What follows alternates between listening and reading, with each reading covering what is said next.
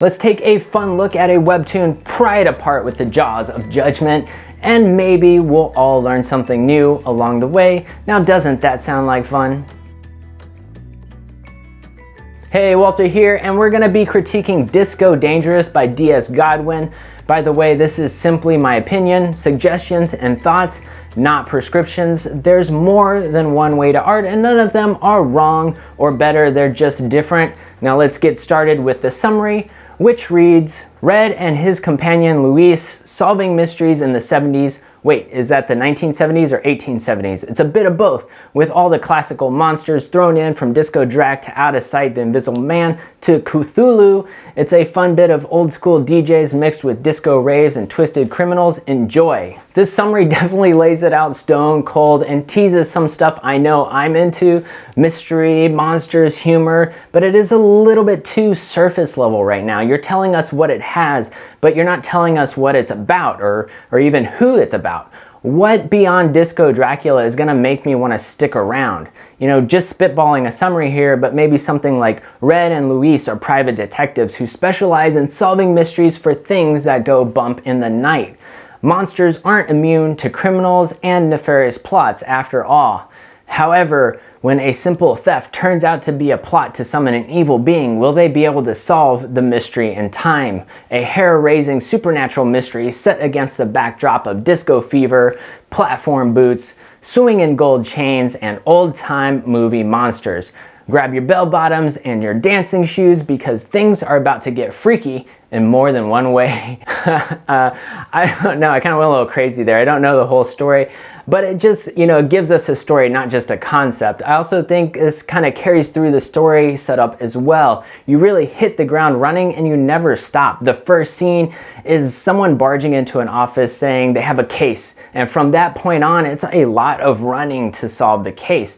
I really don't have any idea who Red and Luis are as people, what kind of relationship they have, like what is their dynamic. I feel like I actually get to know their client a lot more than them, which makes the client actually feel like they're the main character. We need some situations where Red and Luis are able to shine and become characters that the readers are going to fall in love with. And you want to make sure that there's a dynamic between the two of them. They should complement each other and not be identical. Outside of that, I think the story is working really well. I'm following along with the clues, and I really want to know what happens. It has this nice vibe to it of revealing the clues, and it feels like what a mystery should feel like. But I think you need to find moments to slow down and let the reader catch their breath. The dialogue is pretty fun. I think you're nailing that kind of funky, groovy lingo that harkens back to disco.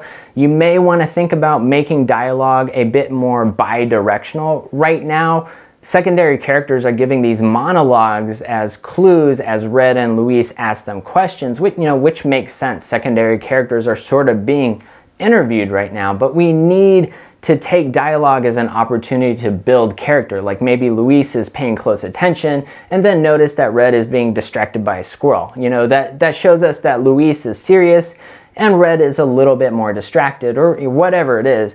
Or maybe Red gets in someone's face and is like, you're not telling me everything. And Luis could be all like, okay, calm down. You better tell me something or I won't be able to stop him. And then the suspect gives them additional details. I don't know if that makes sense for their characters, but it's just an example. Also, be on the lookout for dialogue that's their sole purpose of the dialogue is to turn a monologue into a dialogue. Like an example here is where Red says, found.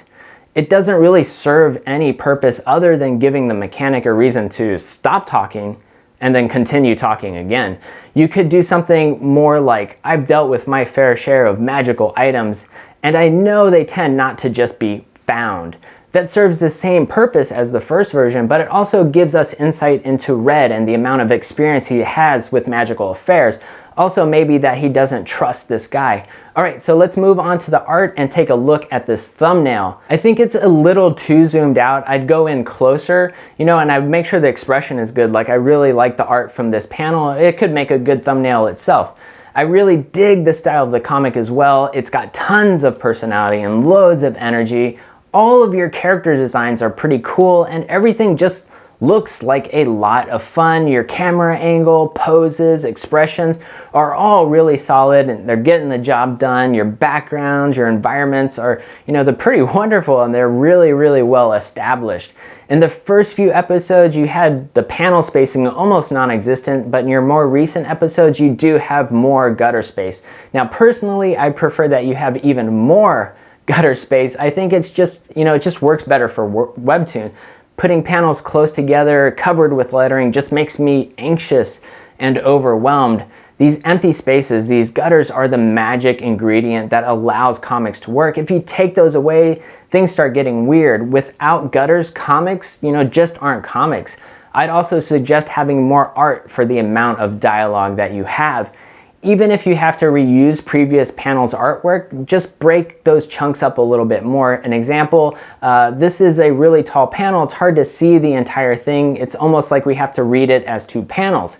So let's just make it 2 panels. First, make it a little bit shorter, cut off this lower part. We should also add a little highlight to the mechanic's hair so we can create a stronger silhouette because the mechanic's getting lost in the darkness down here. Now we steal the art from another panel and use it for the mechanic's dialogue. Also, you want to think about how your readers are scrolling through. If you have a really long balloon chain, readers aren't going to know who's saying it till they get to the bottom. Example here, we see the mechanic turn and we see this question mark, but it's not connected to the mechanic. So it must be someone else saying it or thinking it, whatever. But no, it's actually them.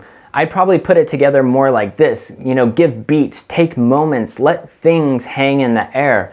Another example, you have this piece of dialogue sneak into this panel when there are already 2 other people talking and 2 other balloons. So what I would do, I would just reuse a panel of red, give us some gutter space, and add the dialogue to that new panel. And one final example is this area. It's very dense. It's hard to tell where panels are starting and ending. I think this whole section could use a little bit of rework. I'd show Red and Luis showing up, saying something so that Swamp Thing has something to react to here. Then I'd add a little reaction panel of Red and Luis for this bit of dialogue. Then I'd break up this panel of Gabby and Freddy and get some more panels in there of the other characters. I get this is a lot more work, but just remember to reuse panels to save the time that you need. And of course, we add way more space between all of these panels to give it that proper vertical scroll feel. Let's move on to the lettering. Other than the stuff I already mentioned, the lettering is pretty solid. The tail connectors are a little bit inconsistent, so I would clean that up. The tails don't have to be as long or as complex, just long enough to point to a character's mouth and long enough so that readers know who's saying it. And don't forget to aim the tails towards the mouth or whatever is actually producing the sound. Okay, that's Disco Dangerous by D.S. Godwin. This was a requested critique by the creator of the comic. I do not offer unsolicited critiques because I don't think it's cool to force my thoughts on someone who may not be in a place to process my intrusion on their mental state and well-being. The link to this comic is in the description. Check it out, comment, like, rate it 10 stars. It's the nice thing to do since they willingly sacrificed their comic just so we could all learn some stuff. If you want me to review your comic, check out my Patreon page. You can also get access to my super secret Discord where you can find help, share your art, your journey, whatever you want to do. I also offer mentorships and portfolio reviews. And if you want to keep making comics easier, be sure to like, link, love, hug, and hit that sub button for more sweet, sweet goodness.